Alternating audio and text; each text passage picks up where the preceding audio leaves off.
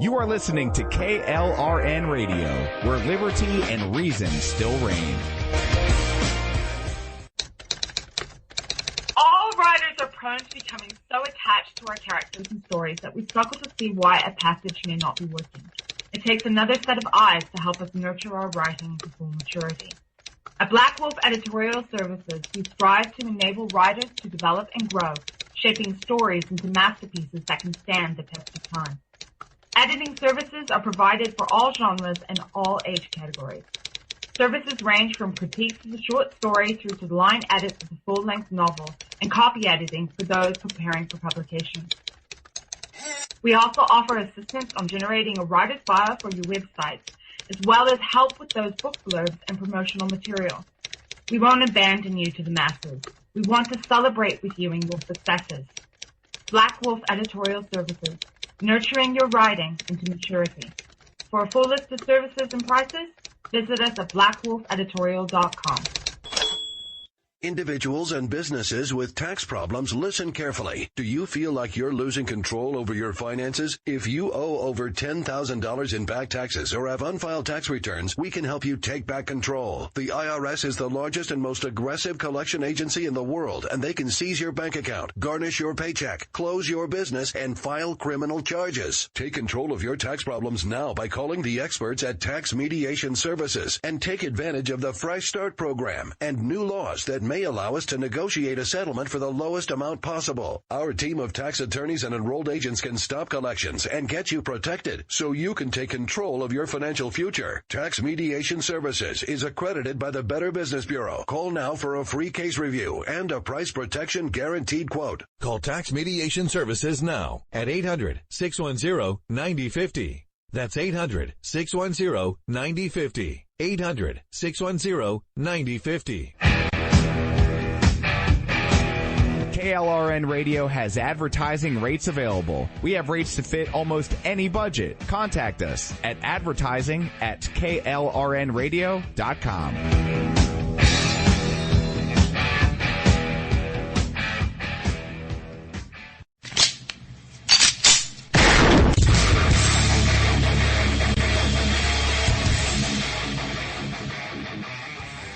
This is Slickery Trigger for Rebel Road Tactical.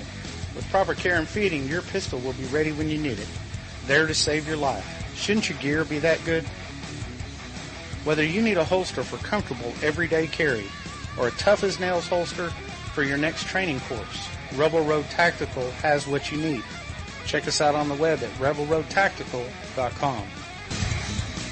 Tired of paying outrageous prices for Viagra? Well, we have great news for you. Now you can finally get Viagra at huge discounts. Healthy Man allows you to save up to $500 on Viagra. Why pay U.S. pharmacy prices of $15 per pill or more when you can get Viagra for less than $3 a pill? Call today and get 40 Viagra pills for only $99. This can cost as much as $600 at your local pharmacy. You can't afford not to call us. If you want Viagra at the lowest prices, never pay $15 a pill pharmacy prices again. Get Viagra for less than $3 a pill. Call 1-800-516-7602 today and save up to $500 and get 40 pills for just $99. Healthy Man is fast, easy, and affordable. Operators are waiting at 1-800-516-7602 to take your call right now. Call 1-800-516-7602. That's 1-800-516-7602. Again, 1-800-516-7602.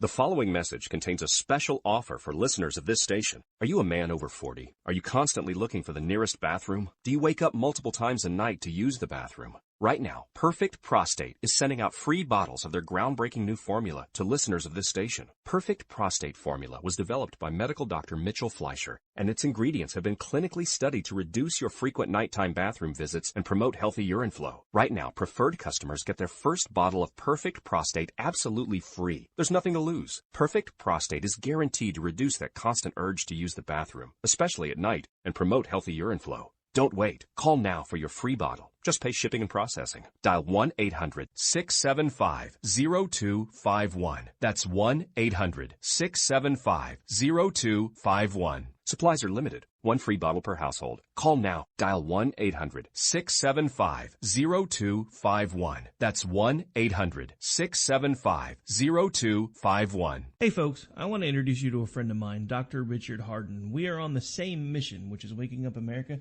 We just have different paths. So stay tuned for some information on how you can keep up with Richard and all his work. Visit Richard's website at raharden.com. That's the World Wide Web at RAHARDIN.com. At his website, you can see a summary of the 6 books he has written, where purchases may be made. He also has a link to 18 videos on YouTube and several blogs about Christian beliefs. If you prefer, visit Amazon.com/Kindle and type in Richard Harden to see and purchase his books. Every day, the men and women of the United States Marine Corps stand ready to defend the American way of life. The few, the proud, the Marines.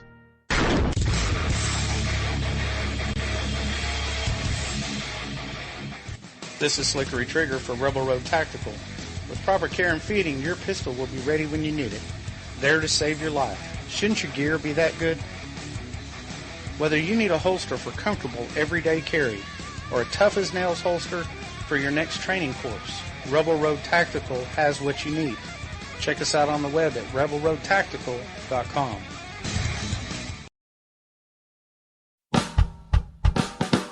You're listening to the Spark Radio Network, internet radio like you've never heard before. Innovation, creativity, and imagination are all said to begin with a spark. So fasten your seatbelt and take the ride of your life and listen for the spark.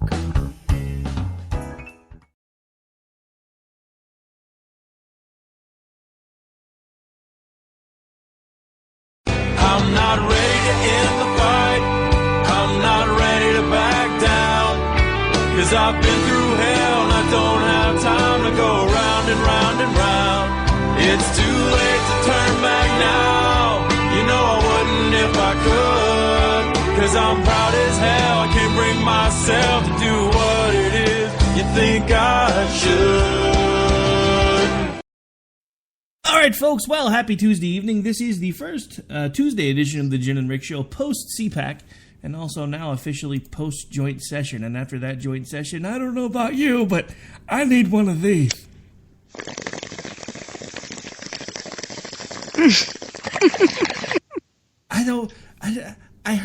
I heard Republicans applauding it. Things like level playing field.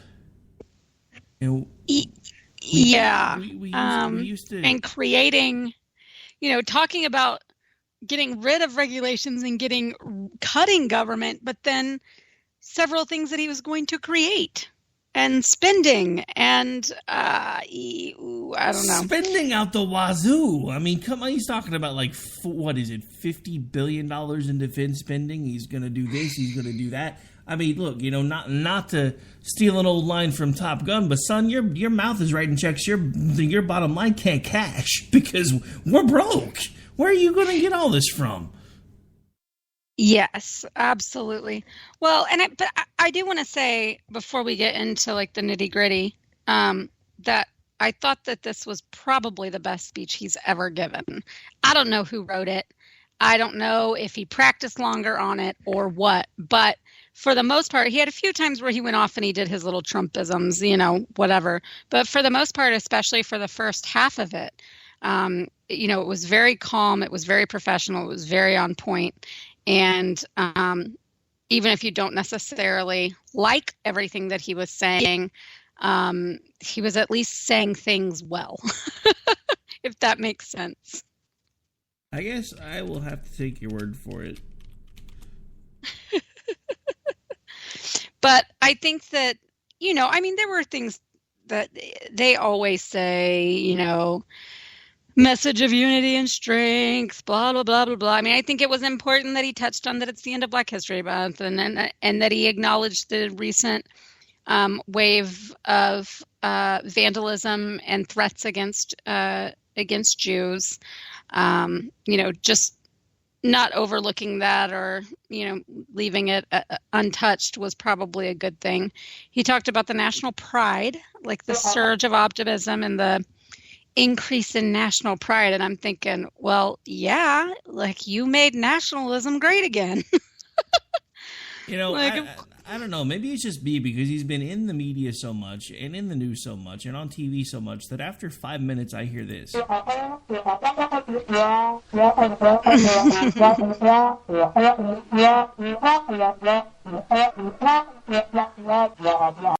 I mean, I'm not even trying to be funny. It's just honestly, he's inundated everything all over the place so much lately that honestly, I literally was going to sit there and listen to the speech and take notes. And then I was like, you know what? Like after 5 minutes of hearing this guy talk, all I want to do is just turn it off. Because it's the same thing. It's the same things that he campaigned on over and over again. Yeah, he had some feel-good moments. He got some of the crowd to stand up while the rest of them sat on their hands. But he didn't tell us anything about how he plans on doing all of these pie-in-the-sky ideas that he suddenly has. This would be what we would be saying if this was a Democratic president that had just made that speech. How is he going to pay for it? Where is this going to come from? What is he smoking? So, I mean, I'm sorry, but I have to hold him to the same standard because what he did was basically just give everybody a little feel-good moment and make America great again, and we're going to bring about school choice, and we're going to do this, and we're going to do that. And for every regulation that we remove, we're going to make sure that we do something before we bring in another one, blah, blah, blah, yada, yada, yada. So, I mean, I don't see what all of the hubbub was about, to be honest. I mean, because most of what he said was nothing but platitude. Well, but that's what a State of the Union is. And I know that this is technically the joint address to Congress because he wasn't in control to really give a State of the Union for the last year. But I mean, they always are. It's always platitudes. It's always kind of a further campaign speech, really, even though they are updating some of the stats and they're touching on the current things they're trying to work through Congress or whatever. I mean, they're still just basically kind of giving their own campaign speeches and pushing their pet projects and agendas. And it's never really very informative. And what you were saying about I think hits the nail on the head is like, it's the hows. It's not the what's, it's the hows. Not what are we going to do? How are we going to do it? And, and how will it be implemented? And how can we allocate money towards it? I thought it was interesting talking about a deregulation task force inside every government agency, and then this new rule for every one regulation. There will be 2 old regulations that must be eliminated. But I'm thinking, how do you even keep tabs on that? Like, how do you even keep tabs on that? I don't know how. I mean, I guess with good management. The problem is that this is a bunch of bureaucracies. It's all these little bureaucracies within a greater bureaucracy within a greater bureaucracy, and they don't have good management. Otherwise, we wouldn't have some of the problems we have money-wise, and they can't really be trusted to oversee things in the first place. So I just, for how good that some of those things might sound, I don't see how you could ever ensure their implementation. Yeah, I mean, I do have a couple of positive takeaways that I wanted to share with everybody, just so they don't think that I'm just totally coming apart on Trump. The one thing that I will admit that I did like is I noticed he used the words us, America, and we a lot. I almost never heard him say the word I, which was a big improvement over the last guy. I do have to give him at least that much.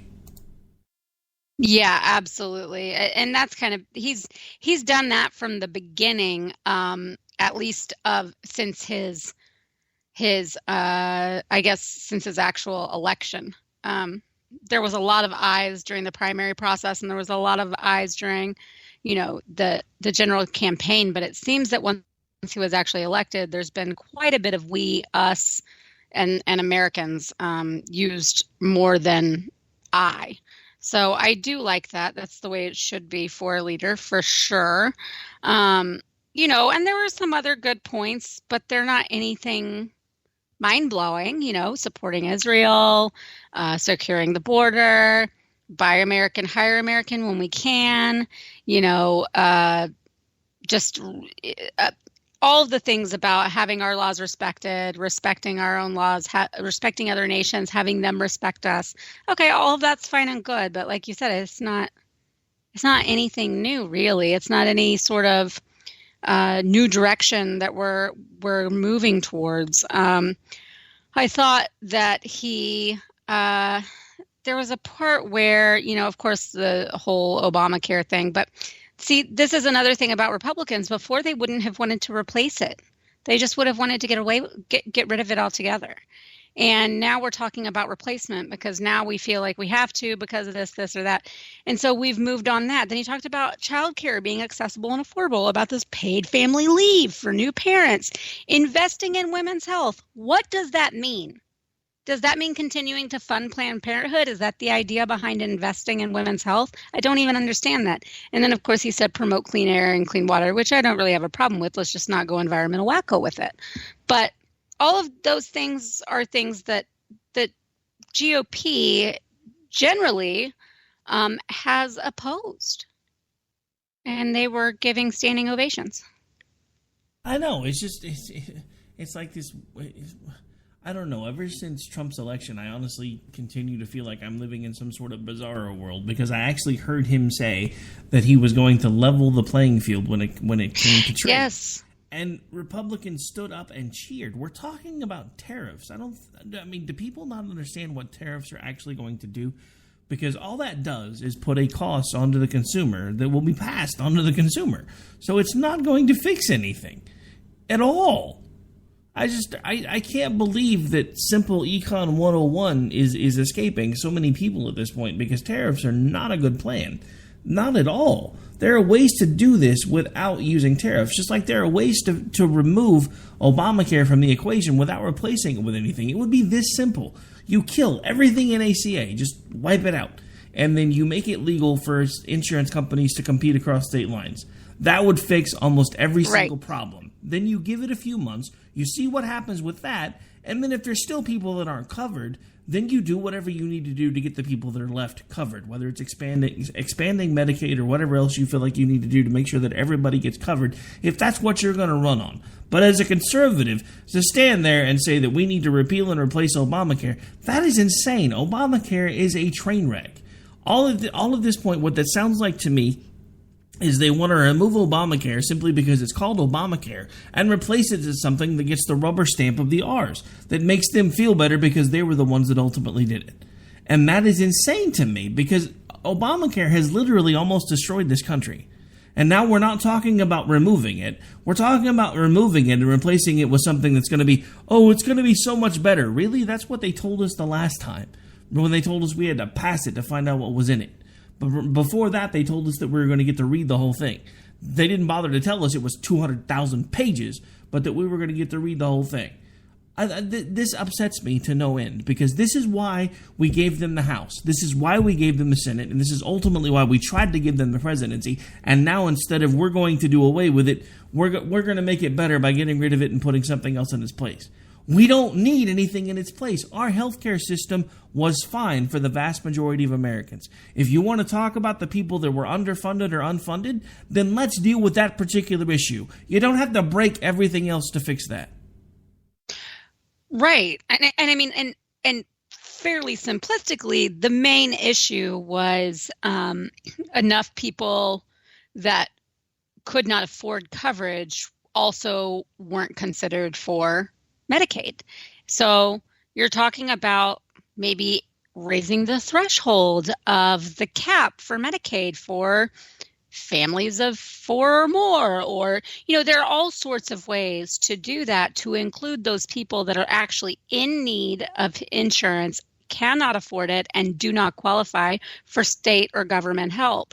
And instead, like you said, they chose to just smash everything and try to force some new product on everybody that wasn't ever going to work for the entire country. Nor was it going to work for the insurance companies, obviously, because look at what they've dealt with. Yeah, but that's I know they're the big bad guys here always, but that's stupid. And they have also had their industry completely, overturned because of this. No, exactly. I mean, but that's my whole point.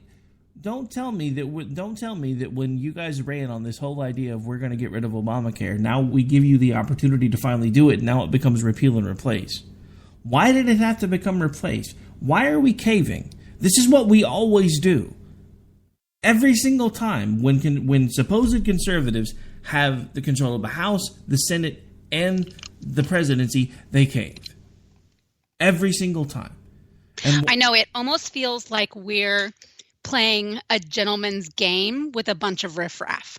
Like we have it's like when the British fought, the Americans during the Revolutionary War at the beginning. The Americans started using, they weren't always matching in uniform. They were using some guerrilla warfare. There was all sorts of stuff going on that was different than the proper military etiquette. And I feel like sometimes we're stuck where the GOP is trying to be some like gentleman's political party that when they have any sort of power, even when they don't have full power, but they could have the opportunity to stand up, they make all these concessions, they make all these compromises, and then they complain about what happened, or they even say that that's not what they wanted, but they feel like they have to be the nice guys or something. I don't get it, but so many of them, I know there are the ones that really are kind of more squishy like that, but there are a lot of them that are not. So why do we give in? We don't have to give in to the Democrats just because they say it's unfair that a Republican Congress rules Republican.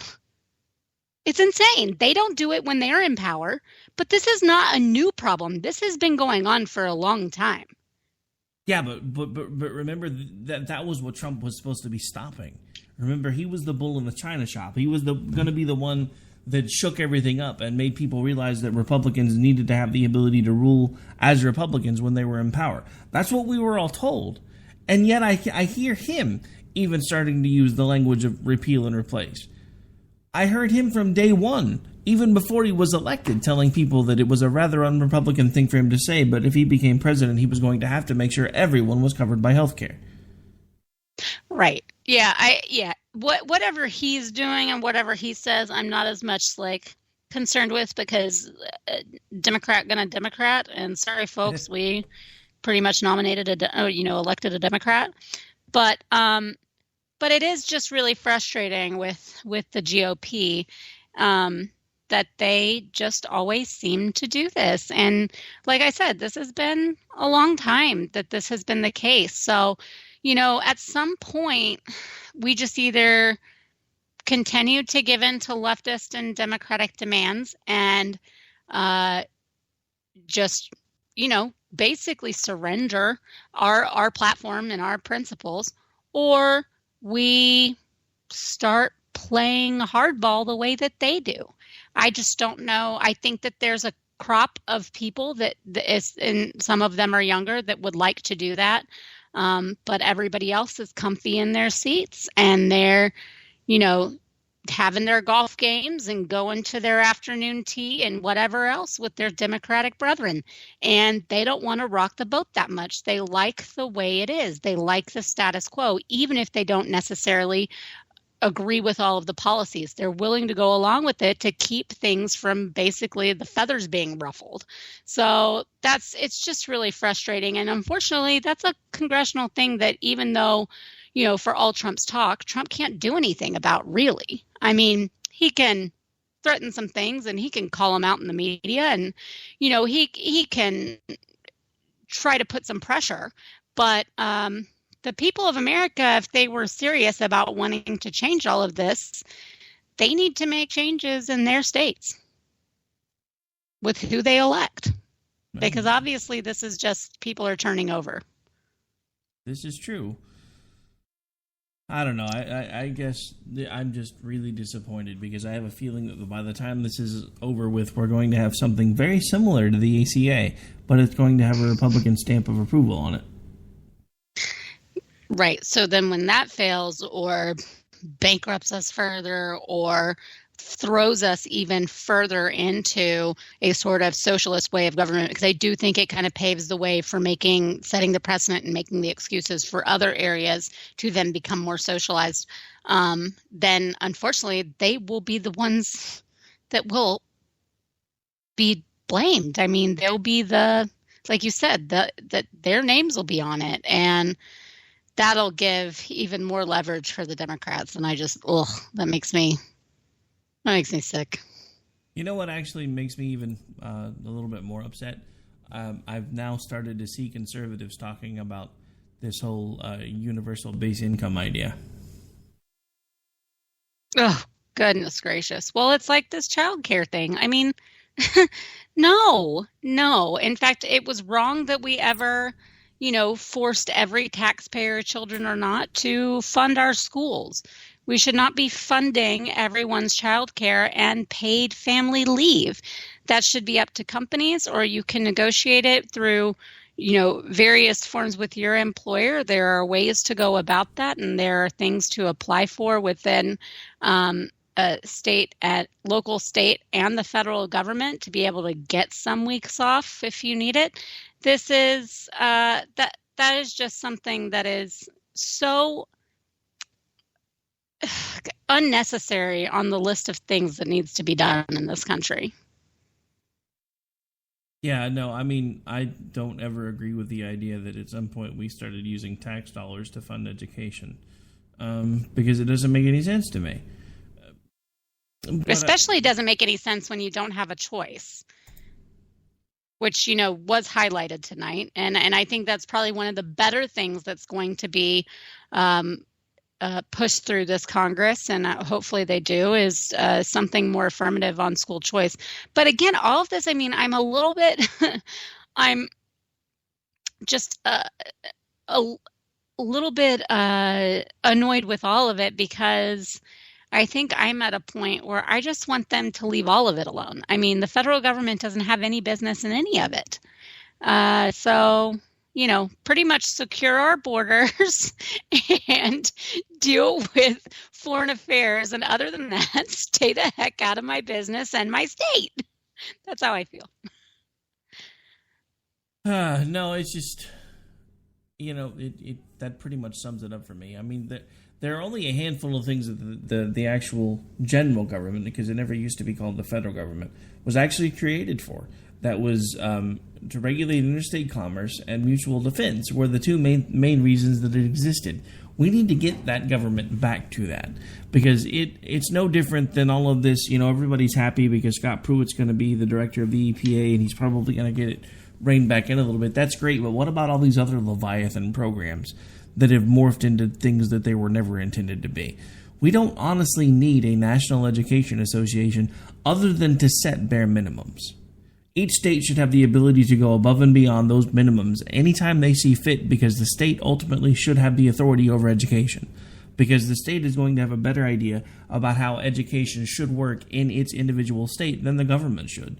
So yes, there should be a bare minimum that is required, that needs to be addressed among all 50 states to make sure that a diploma in one school district in one state meets the same requirements as a diploma in another state. But this whole idea that the federal government has become the end-all and be-all of education is insane to me. It's no different than this whole taxation thing that we're talking about, because the government doesn't know how to use your money any better than you do. Why should they get a big chunk of it just to throw at everything? That's one of the things, we talk about this whole we talk about this whole birth control thing and how the Affordable Care Act was going to make people pay for birth control even if they didn't have any women in their household. There were going to be 25-year-old men that were being taxed in a way to pay for other people's birth control. That's really no different than the education system, and that's something that nobody's really thought about. But I did as soon as this whole thing came up. It's like, hey, why should I be paying for somebody's birth control when I'm a 25-year-old man and I have no females in my house, no children, etc.? Why is it my job to pay for somebody's birth control? The same argument should be able to be made about education, because if you don't have children, why should you be funding education with your tax dollars? Right. I mean, logically, that's the way it should be. But, when you've got this like collectivist mentality and you've got so many people that even though they don't like it coming out of their paycheck, they think it's see, whenever they see that something's being cut or defunded, if enough was defunded and enough was cut to see a difference in their checks, I bet they would start to zip their mouths a little bit. But instead, they don't really see any of it back anyways. They don't really understand. And it's so convoluted. The government is not a simple thing. It is a very intricate and, often confusing beast, as is, the way in which to implement anything in government, from appointing people to gaining employment to passing a bill.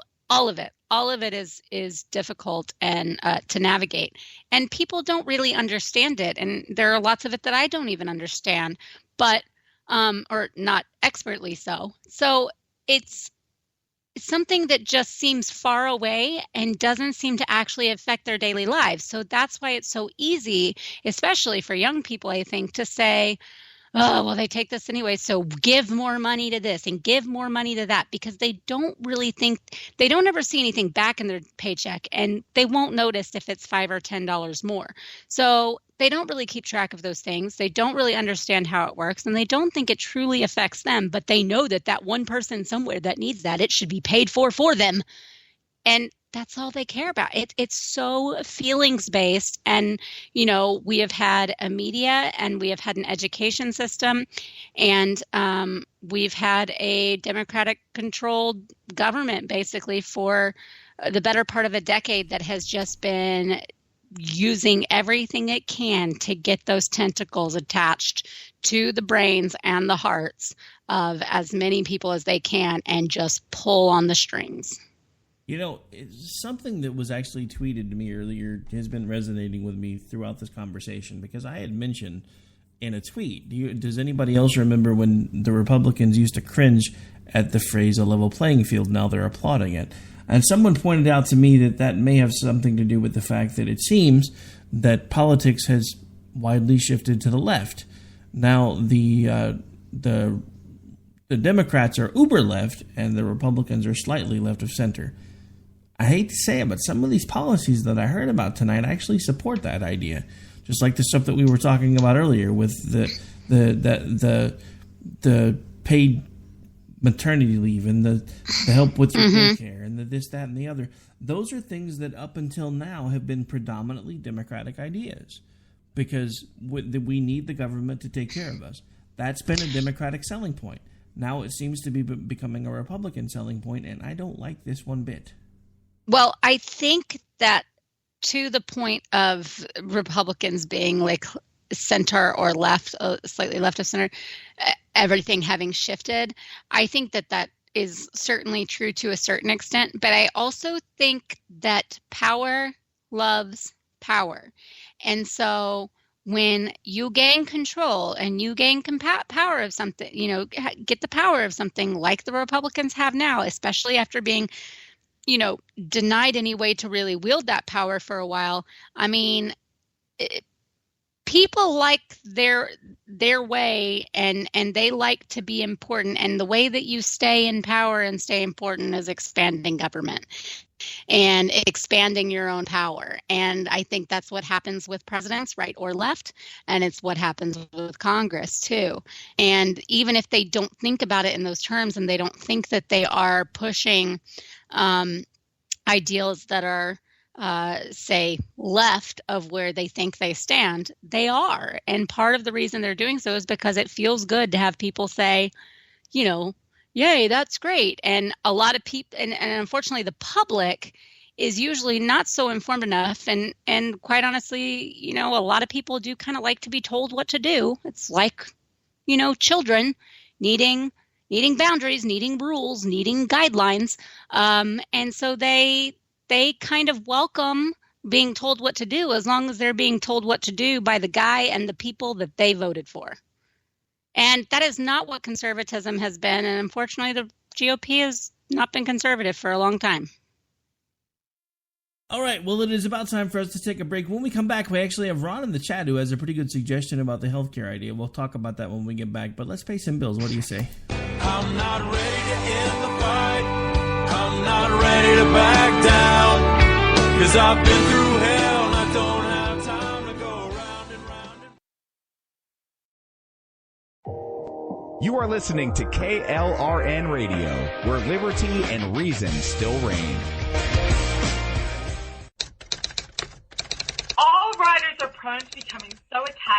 characters and stories that we struggle to see why a passage may not be working. It takes another set of eyes to help us nurture our writing to full maturity. At Black Wolf Editorial Services, we strive to enable writers to develop and grow, shaping stories into masterpieces that can stand the test of time. Editing services are provided for all genres and all age categories. Services range from critiques of the short story through to line edits of the full-length novel and copy editing for those preparing for publication. We also offer assistance on generating a writer's bio for your website, as well as help with those book blurbs and promotional material. We won't abandon you to the masses. We want to celebrate with you in your successes. Black Wolf Editorial Services, nurturing your writing into maturity. For a full list of services and prices, visit us at blackwolfeditorial.com.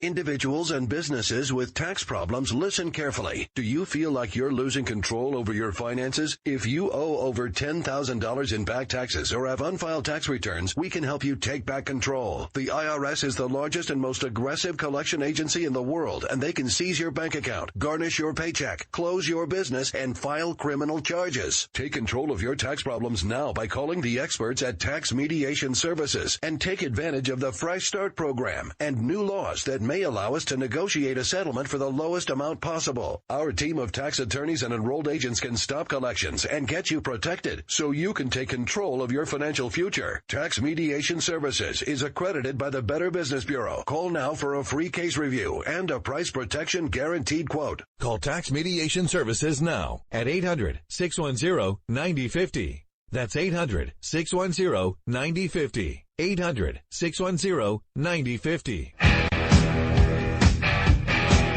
KLRN Radio has advertising rates available. We have rates to fit almost any budget. Contact us at advertising@klrnradio.com.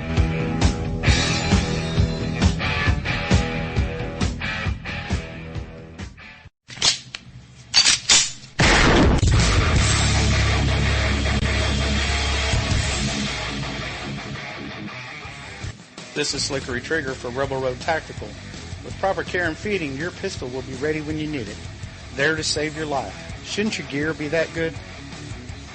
Whether you need a holster for comfortable everyday carry or a tough-as-nails holster for your next training course, Rebel Road Tactical has what you need. Check us out on the web at rebelroadtactical.com. Tired of paying outrageous prices for Viagra? Well, we have great news for you. Now you can finally get Viagra at huge discounts. Healthy Man allows you to save up to $500 on Viagra. Why pay U.S. pharmacy prices of $15 per pill or more when you can get Viagra for less than $3 a pill? Call today and get 40 Viagra pills for only $99. This can cost as much as $600 at your local pharmacy. You can't afford not to call us. If you want Viagra at the lowest prices, never pay $15 a pill pharmacy prices again. Get Viagra for less than $3 a pill. Call 1-800-516-7602 today and save up to $500 and get 40 pills for just $99. Healthy Man is fast, easy, and affordable. Operators are waiting at 1-800-516-7602 to take your call right now. Call 1-800-516-7602. That's 1-800-516-7602. Again, 1-800-516-7602. The following. Cause I'm proud as hell, I can't bring myself to do what it is you think I should.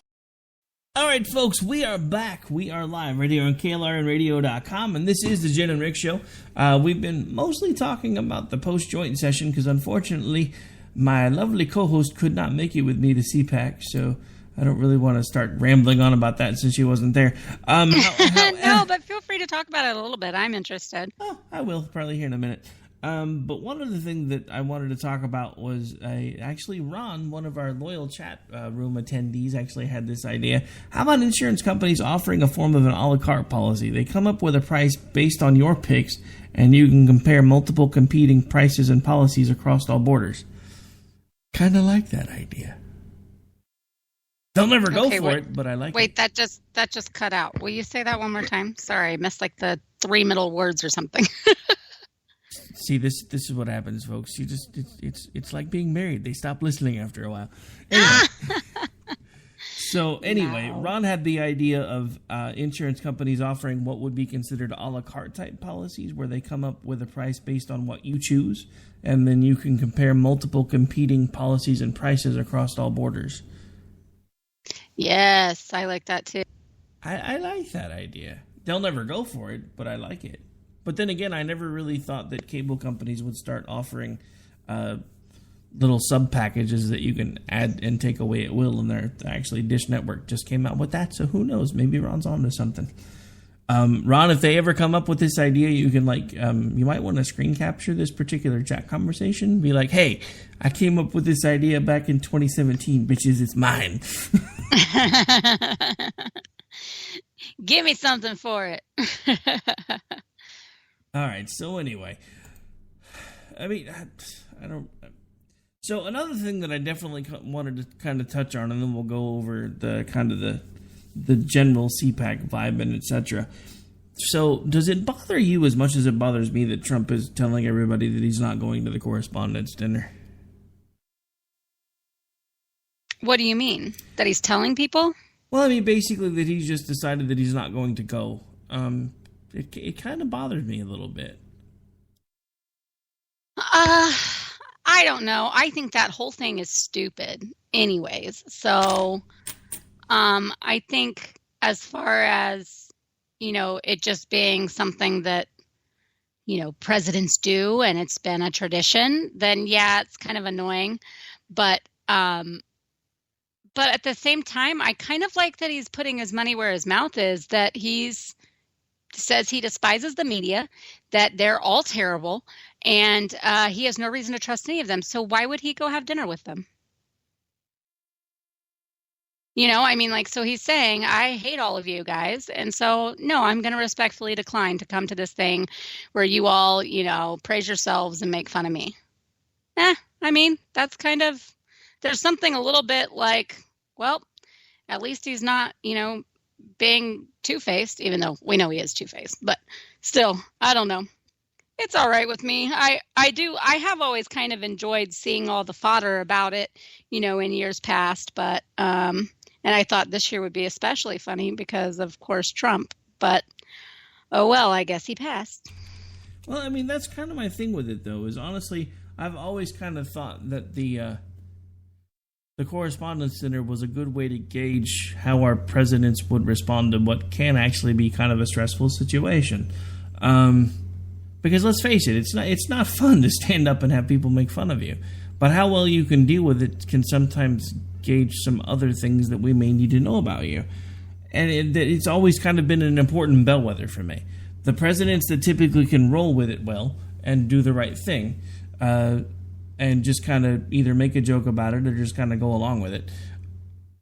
To me, I don't know. Maybe I'm making too much out of it, and you're right. It is just a silly old crazy tradition. But let's be honest, the only president in recent history that's missed it was Reagan, and that was only because he was just shot, so he kind of actually had an excuse. I don't know. What a wimp. Yeah, I know, right? Honestly, he was so old school. I'm surprised he was. Yeah, I bet you Nancy was the whole reason he wasn't there. She's like, you are not getting out of this bed, Ron. I don't care. But Nancy. Yeah, exactly. But anyway, so maybe I'm making a big deal about nothing. I don't know. To me, it just smacks of bitterness. And I get that he doesn't like the media, and I understand that he doesn't like the media, and I understand that he's upset because the media doesn't like him. But somebody's got to play the adult in the room. Well, it's true. I just think that this kind of thing is so, I don't even know what do you even say about it. It's so self-congratulatory, and I don't know. It's always rubbed me wrong that they have this dinner to begin with, that they have this event at all. It's always kind of like, okay, and that it's often like televised and that so much is written about it. It's like, wait a second. So that the people that are supposed to do the reporting become the story, and they all write about each other after it's over and everything that happened there. It's so weird to me that is like such a big deal, but whatever. I don't know. I'll still read all the stuff about it, and I'm sure they'll bash him even more, and then he'll get even more play out of it. So another little interesting tidbit that seems to be going around right now is apparently Donald Trump has been tweeting out the fact that with his first month in office, the national debt has gone down by $12 billion versus a $200 billion increase in Obama's first month. There's a problem with that, though. Can you guess what the problem would be? What is it? We're still operating under the fiscal budget that was actually started under Obama. Yes. Trump's actual budgetary timeline doesn't actually start until October, so he can take credit for anything that happens after October 1st. Can't really take credit for what's happening right now. Well, it's all kind of strange that you do spend, just to me, that you spend your first year of your presidency. And man, if you only get 4 years, that really kind of stinks. The first year of your presidency is just carryover and sorting things out from the other president. I mean, he doesn't even have all his cabinet positions in yet. You know what I mean? Well, it doesn't help that his cabinet positions there's people that he's appointing to his cabinet keep leaving. Yes, there are some that keep resigning. And it's just, I mean, again, I'm really not trying to slam the guy, I promise, but wasn't he I'm going to hire the best people? Really? Then why do they keep leaving? Because I don't know. Because you can't say that. Because he can't do that. And because you can't force people to serve. So this actually brings me to, I guess, the overall vibe of CPAC. Because depending on how you talk to, CPAC was either decent or it was terrible. This having been my second year, I will tell you that there was a bit of an overall strange vibe. I mean, it wasn't so much like a funeral, like some people have been saying, but it was a little weird because everybody that you talk to in person was typically upbeat. Like I actually interviewed, her name's Martha. She's actually, she's been an actual elector in Delaware now a couple of different times. And she was, I think, 82 or 83 years old. She was a Trump supporter all the way, dude. The first time I saw this woman, she's like 84 years old, speeding down the little hallway in her scooter with this red, white, and blue dress on and a huge hat that was like homemade that had 45 on the top. And I mean, you could spot her from anywhere.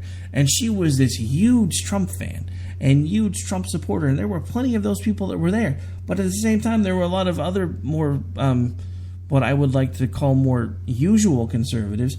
And honestly, to them, they just weren't quite sure what the next step was going to be. Because they're not sure what to make of Donald Trump or his presidency because it's still so young. And then he spoke there, and it seemed to change the overall dynamic for the meeting for the rest of the time that folks were there. But it was just, I don't know, it was an odd feeling because it wasn't quite like, you know, we were watching the death of conservatism like a lot of people have tried to make it out. But at the same time, it just wasn't the completely positive, upbeat experience that you would have expected with us having the White House and with this being the first president since Reagan who's actually visited CPAC during his first term. So, I don't know.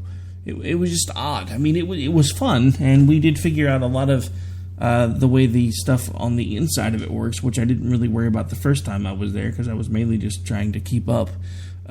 But I think our future CPAC endeavors will be a lot better organized, thanks in part to the fact that our station manager, Ann, actually made the trip with us, and she was actually kind of choreographing things behind the scenes and figuring out how things would work.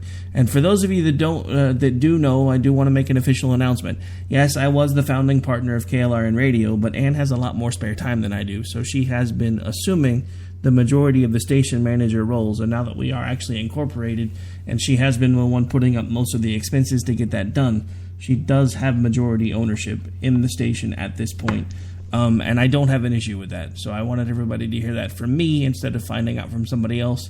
and then all of a sudden everybody freaking out.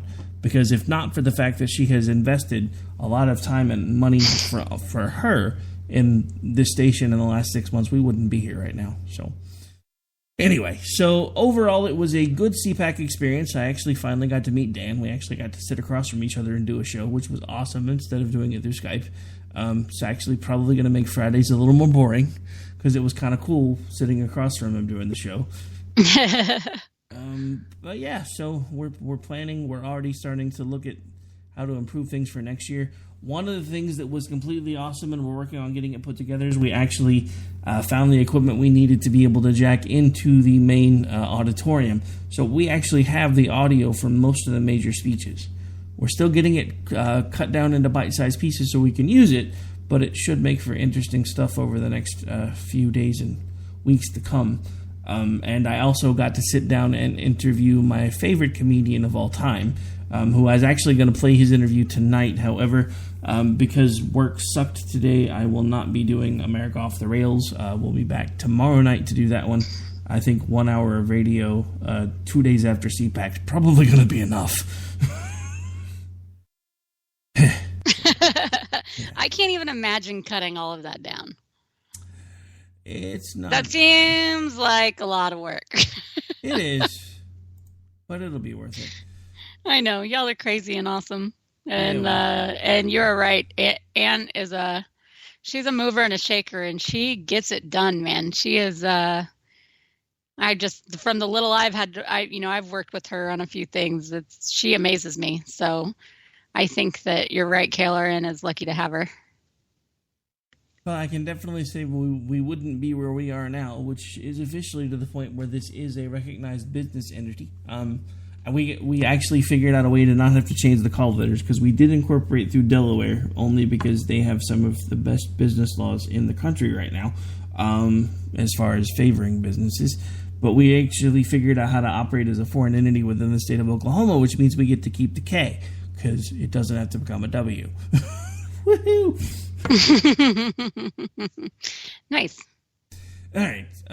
So just kind of overall, that was my overall take with CPAC.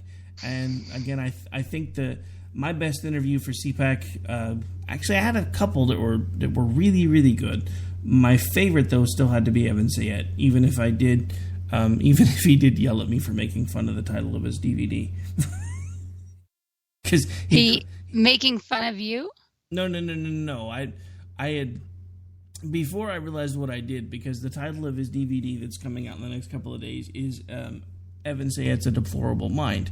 So I was okay. I was talking about how much the fact that so many people on Twitter are still using the word deplorable in their handle was starting to annoy me. And he's like, "So you called me on your show just to make fun of my video?" I'm like, no, I promise I didn't. It is true, though. People lose it. Lose the deplorable. Lose it. It's over. Stop. Except for Evan. He can use it. Oh, no. I'm talking about, like you said, the Twitter handles. Like, I'm over it. Oh, I've been over it for a while. That and all the little iterations of Trump that's coming out. That, and there's like all these new Twitter handles that are coming out with like 40 million numbers at the end of them. Why? Just stop. Just stop. And yeah. But also, I mean, it's not even just Trump. It's like, take the McMullen stickers off. The election is over. Let's move on. Like, put something else up. Put a shamrock on it for St. Patty's Day. I don't know, but something. I don't know, dude. I think we can officially say McDonald's breakfast is over. Put the McMuffin away. Not bad. Actually, I guess that's not true, because McDonald's pretty much has all-day breakfast anymore, so that joke doesn't even work anymore. How sad. But anyway, I don't know. McMullen actually has become kind of a disappointment, because he kind of went the way of Sherry Jacobson.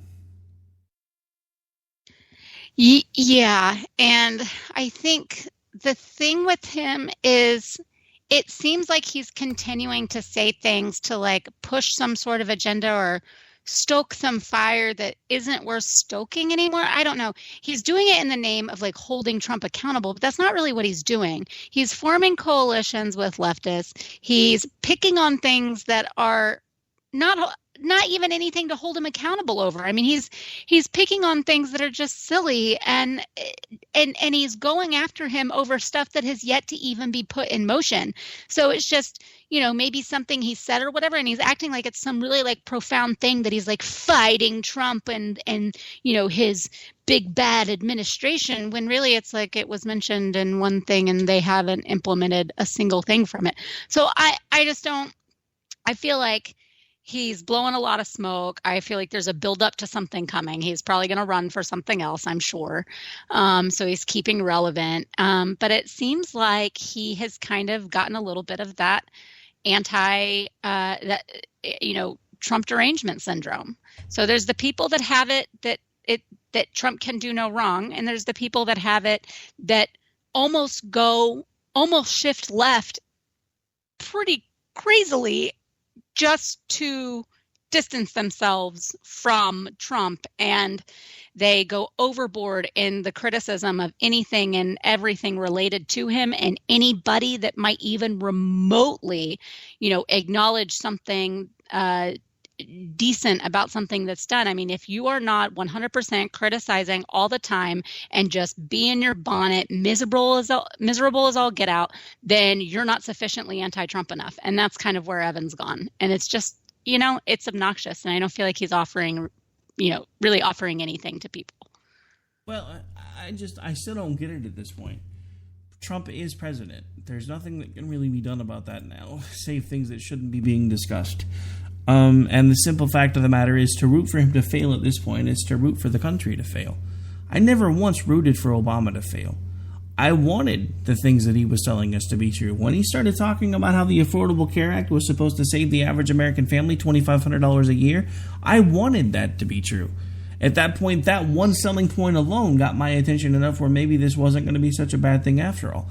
But the problem is, none of the things that he said about the Affordable Care Act were even close. And they tout all of these numbers of all these people that are now insured. Yeah, because they have to be. It's like I was explaining to a friend of mine, and I've talked about this before. Obamacare killed the insurance coverages that I had through my wife's job, which means now that we have incorporated and we're moving this closer and closer to being a business, and I could find a way to scrape together enough to maybe make it a full-time job if things keep going the way they're going, I now have to worry about coming up with X amount of dollars on top of that to be able to provide my own insurance, unless they continue to do these things that they're talking about doing with the mandate that's currently in place. And that's part of what Obamacare has done, because there have been plenty of other people that I know that were close to the point of being able to step out on the tightrope and try to make a go of a business, but they couldn't do it because they knew that at the end of a couple year span, if it didn't work out the way that it was supposed to, the penalty was going to become so much that it was going to eat up a good portion of whatever it was they were able to keep for the year that they actually worked. And that's part of what made this so dangerous. It became compulsory. I mean, look, people can say what they want about the Affordable Care Act, and well, it's no different than when you drive a car. You have to have insurance to drive a car. Driving a car is a privilege. You don't have to drive a car. Everybody has to go to a doctor, and if you at some point in their lives, and if you make them purchase something to help supposedly pay for that trip to the doctor, then that's not the same as making somebody who chooses to go get a driver's license and chooses to go buy a car get insurance in case something happens to them. That's not the same thing. It's nowhere near the same thing. Well, it's not at all, but that doesn't stop people from saying that often and loudly. Well, it kind of reminds me of another kind of off-the-cuff conversation that I had with somebody today, because, there's this whole big thing now about Donald Trump is trying to see about getting it passed so people don't have to violate their religious principles just to serve people when they're in professions like photography, wedding cakes, etc. And I tried to point something out, and I don't know if maybe my thinking is flawed on it, but I was kind of, to me, because it's not like these people are saying I would never serve you because you're gay. And a lot of instances in the situation with these wedding cakes, they even offered to bake the cakes and give them the stuff to decorate the cake and have them do that on their own. So they weren't even refusing to bake the cake. They just weren't comfortable making it into a full-fledged wedding cake because it violates their sense of religious freedom. And then for photographers, it wasn't like they were saying, we're never going to photograph you because you're gay. We're just not going to photograph you in this instance because we don't believe that gay marriage aligns with our religious beliefs. To me, honestly, and maybe I'm wrong, this lines up to me in almost much the same way of the kosher delis and the halal stores that don't carry certain products and they only carry certain other products. Because they're not refusing service, they're only refusing service in certain instances. And they're telling you if this is one of the things that you're looking for, you're going to need to go somewhere else. I don't understand why, if it is common practice to refuse service for certain products on a religious basis, why it is such a big deal that somebody that said, hey, I'll even bake you the cake and here's the stuff you can put on top of it, I just don't want to be the one to decorate it. Why is that such a problem? Because conformity and equality, and everybody must live by the rules that I make for how I want to because of my feelings. You know, and I mean, that's what's fair. But I mean, let's just take let's just take the gloves off for a second and say that these people were specifically saying, I would never bake you a cake because you're gay, or I would never take a photograph of you because you're gay.